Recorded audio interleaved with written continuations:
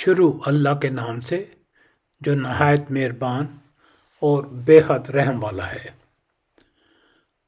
سورہ عمران میں خرچ کرنے والے لوگوں کے بارے میں اللہ تعالیٰ نے ارشاد فرمایا ہے، جو ہر حال میں اپنے مال خرچ کرتے ہیں، خواہ تنگ دست ہوں یا خوشحال۔ سورہ رعد میں ارشاد ہوا، ہمارے دیے ہوئے رزق میں سے اعلانیہ اور پوشیدہ خرچ کرتے ہیں۔ پھر سورہ فرقان میں فرمایا گیا، جو خرچ کرتے وقت بھی نہ تو اسراف کرتے ہیں اور نہ کنجوسی، بلکہ ان دونوں کے درمیان اعتدال سے خرچ کرتے ہیں۔ یہ اہل جنت کی صفت ہے کہ وہ تنگی اور آسانی میں، خوشی غمی میں، تندرستی بیماری میں اور ہر حال میں راہ اللہ میں اپنا مال خرچ کرتے رہتے ہیں۔ یہ لوگ اللہ تعالیٰ کی رضا کے لیے اس کی مخلوق پر احسان کرتے ہیں۔ یہ نیک لوگ فقراء، محتاج، مساکین، اپنے غیر سب کو چھپے کھلے دن رات وقت بے وقت ہر وقت اللہ کی راہ میں دیتے رہتے ہیں۔ پھر ان کی ایک صفت اور یہ ہے کہ نہ تو وہ فضول خرچ ہیں اور نہ کنجوس، نہ بیجا خرچ کرتے ہیں، نہ ضروری اخراجات میں کوتاہی کرتے ہیں، بلکہ میانہ روی سے کام لیتے ہیں۔ نہ ہی یہ کہ اپنے اہل عیال کو تنگ رکھیں، نہ یہ کہ سب کچھ لٹا دیں، اپنی عذر میانہ روی سے کرتے ہیں۔ خرچ نہ کرنے والوں کے بارے میں سورہ بقر میں فرمایا گیا، اللہ تعالیٰ کی راہ میں خرچ کرو اور اپنے ہاتھوں ہلاکت میں نہ پڑو اور احسان کرو۔ سورہ حدید میں ارشاد ہوا، تمہیں کیا ہو گیا ہے جو تم اللہ کی راہ میں خرچ نہیں کرتے۔ سورہ محمد میں ارشاد ہوا، دیکھو تم لوگوں کو دعوت دی جا رہی ہے کہ اللہ کی راہ میں مال خرچ کرو، اس پر تم میں سے کچھ لوگ ہیں کہ بخل کر رہے ہیں، حالانکہ جو بخل کرتا ہے وہ در حقیقت اپنے آپ ہی سے بخل کر رہا ہے، اللہ تو غنی ہے، تم ہی اس کے محتاج ہو۔ مال و دولت انسان کو بہت محبوب ہوتا ہے اور اس کا دوسروں پر خرچ کرنا اس پر گراں گزرتا ہے۔ خیرات و صدقات کی رغبت اس لیے دلائی گئی ہے اور فرمایا گیا ہے کہ میری راہ میں خرچ کرو۔ اللہ تعالیٰ تم سے اس خیرات کے بدلے انعام کا وعدہ کر چکا ہے۔ اللہ پر توکل کرنے والے خرچ کرتے رہتے ہیں اور مالک عرش انہیں تنگی ترشی سے محفوظ رکھتا ہے۔ اگر تم اپنا مال اللہ کی راہ میں نہیں دیتے تو اس کا مطلب یہ ہوا کہ اسی کو نہیں دیتے جس کا عطا کردہ ہے، اور جو عطا کرنے کے بعد جب چاہے واپس لینے پر قادر بھی ہے۔ معاملہ اس دنیا تک ہی نہیں بلکہ آخرت میں اس کے سامنے پیش بھی ہونا ہے۔ فی سبیل اللہ خرچ کرنے سے مال کو روکنا دراصل اپنا ہی نقصان کرنا ہے، کیونکہ بخیلی کا وبال اسی پر پڑے گا، صدقے کی فضیلت اور اس کے اجر سے بھی محروم رہے گا۔ روز قیامت جب نامہ اعمال دیا جائے گا تو بندہ نادم ہوگا کہ اس کی نیکیاں بہت کم ہیں، چونکہ اس نے اپنے جمع کیے ہوئے مال سے صدقہ خیرات نہیں کیا کہ آخرت میں اس کے کام آ جاتا۔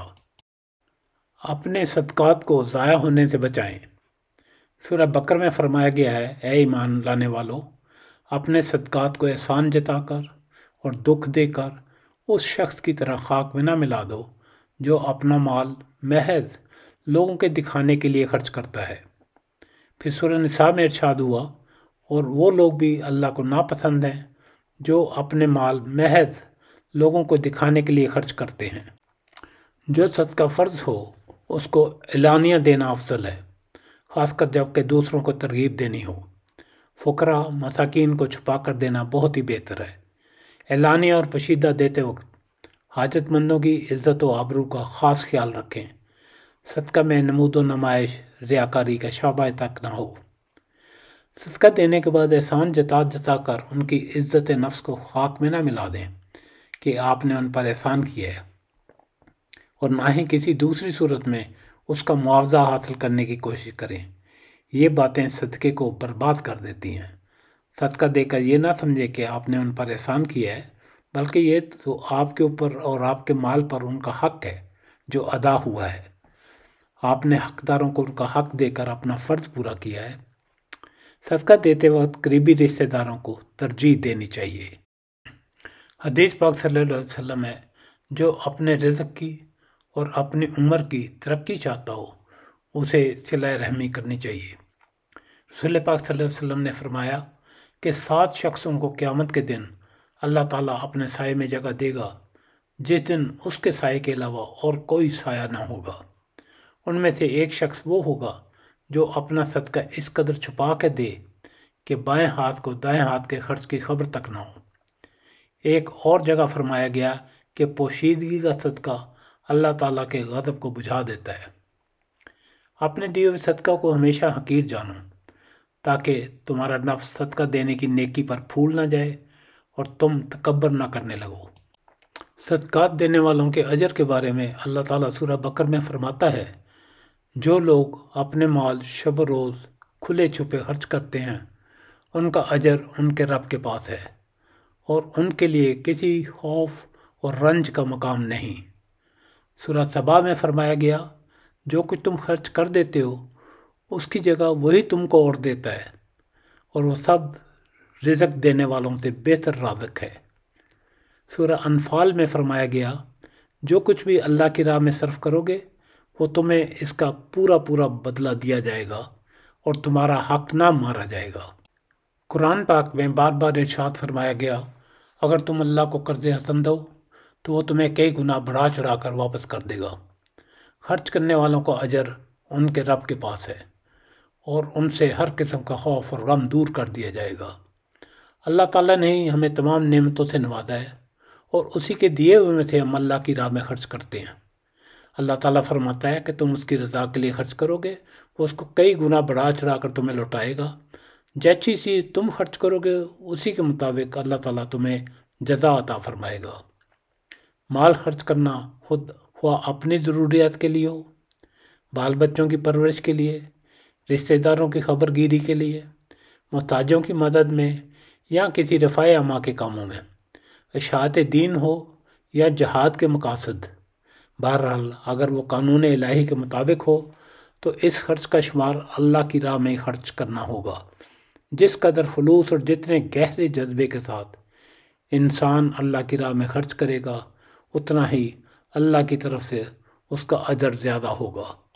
ایک شخص نے نبی پاک صلی اللہ علیہ وسلم سے پوچھا کہ یا رسول اللہ، کس طرح کے صدقہ میں سب سے زیادہ ثواب ہے؟